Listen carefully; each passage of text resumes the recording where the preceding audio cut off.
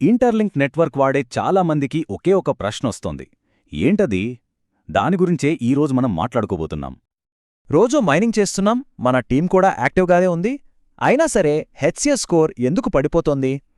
చాలామందికి ఇది చాలా ఫ్రస్ట్రేటింగ్గా అనిపిస్తుంది కదా. వరీ అవ్వకండి. ఈ విశ్లేషణ పూర్తి అయ్యేసరికి దీని వెనుకున్న అసలు లాజిక్ ఏంటో క్లియర్గా అర్థమైపోతుంది. సరే, అయితే మరి దీని గురించి కొంచెం డీప్గా చూద్దాం. అసలు ఈ హెచ్సిఎస్ స్కోర్ అంటే ఏంటి, దాన్ని దేనికోసం డిజైన్ చేశారో ఫస్ట్ అర్థం చేసుకుందాం.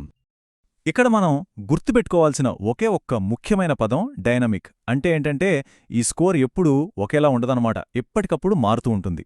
ఇది కేవలం మనం ఇంతకుముందు ఏం చేశాం అని కాదు, ఇప్పుడు రియల్ టైంలో నెట్వర్క్కి మన కంట్రిబ్యూషన్ ఎలా ఉందో చూపిస్తుంది.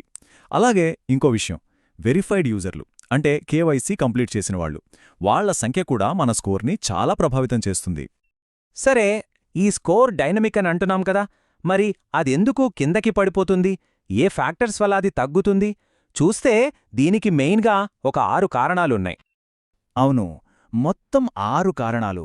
ఇక్కడ ఇంట్రెస్టింగ్ విషయం ఏంటంటే ఈ 6 కారణాల్లో కొన్ని మన చేతుల్లో ఉండేవైతే, కొన్ని ఏకంగా సిస్టమ్ లెవెల్లో జరిగేవి కూడా ఉన్నాయి. అవేంటో ఇప్పుడు ఒక్కొక్కటిగా చూద్దాం.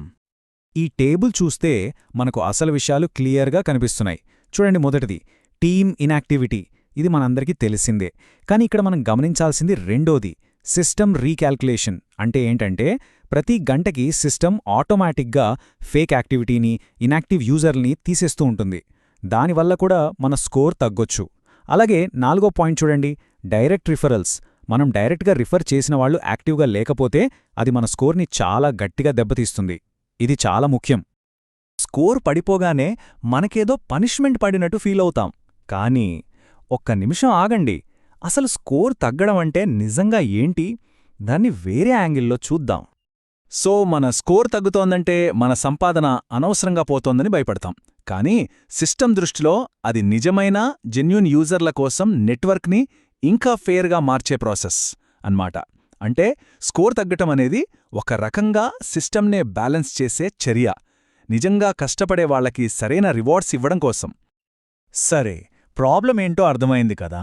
మరి సొల్యూషన్ ఏంటి? మన స్కోర్ని ఎలా స్టెబిలైజ్ చేసుకోవాలి? ఎందుకు అని తెలుసుకోవటం మంచిది, కానీ ఎలా అని తెలుసుకుంటేనే కదా మన చేతిలోకి కంట్రోల్ వచ్చేది. ఇప్పుడు దాని గురించి చూద్దాం. మన స్కోర్ను కాపాడుకోవడానికి, పెంచుకోవడానికి ఇక్కడ 6 సింపుల్ స్టెప్స్ ఉన్నాయి. ఫస్ట్ది, రోజూ మన మైనింగ్ సెషన్ని యాక్టివ్గా ఉంచుకోవడం. అలాగే లాస్ట్వి చూడండి, విపిఎన్ వాడకపోవడం, ఒక డివైస్కి ఒకే అకౌంట్ వాడటం. ఇవన్నీ బేసిక్స్. కానీ ఇక్కడ గేమ్ చేంజర్ ఏంటంటే రెండో పాయింట్, డైరెక్ట్ రిఫరల్స్ని మోటివేట్ చేయడం. వాళ్ళ యాక్టివిటీ మన స్కోర్కి ఒక పవర్ఫుల్ మల్టీప్లేయర్ లాంటిది. సో వాళ్లతో రెగ్యులర్గా మాట్లాడటం, వాళ్లకి సపోర్ట్ ఇవ్వడం చాలా ఇంపార్టెంట్. అయితే ఇంటర్లింక్ వాళ్ళు వాళ్ళ ఎగ్జాక్ట్ స్కోరింగ్ ఫార్ములా ఏంటో బయటికి చెప్పరు, కానీ కొన్ని అనాలిసిస్ బట్టి చూస్తే దాని వెనుకున్న కోర్ కాంపోనెంట్స్ ఏంటో మనకు తెలుస్తుంది. ఆ సీక్రెట్ ఫార్ములా ఏంటో ఇప్పుడు చూద్దాం. మొత్తం మీద చూస్తే హెచ్సిఎస్ స్కోర్ అనేది బేసిక్గా ఈ 3 పిల్లర్స్ మీద నిలబడి ఉంది. 1, మన పర్సనల్ యాక్టివిటీ. 2, మన నెట్వర్క్లో వెరిఫైడ్ యూజర్ల రేషియో, అంటే కేవైసీ చేసిన వాళ్ళు ఎంతమందున్నారు అనేది. ఇక మూడోది చాలా ముఖ్యమైనది, మన టీం ఎంత స్ట్రాంగ్గా, కన్సిస్టెంట్గా ఉంది అనేది. ఈ మూడింటినీ బ్యాలెన్స్ చేయగలిగితే లాంగ్ టర్మ్లో సక్సెస్ మనదే. ఈ మాట చాలా పవర్ఫుల్ కదా. హెచ్సిఎస్ స్కోర్ స్థిరంగా ఉండదు, దాన్ని పెంచుకోవడం లేదా తగ్గించుకోవడం మన చేతుల్లోనే ఉంది.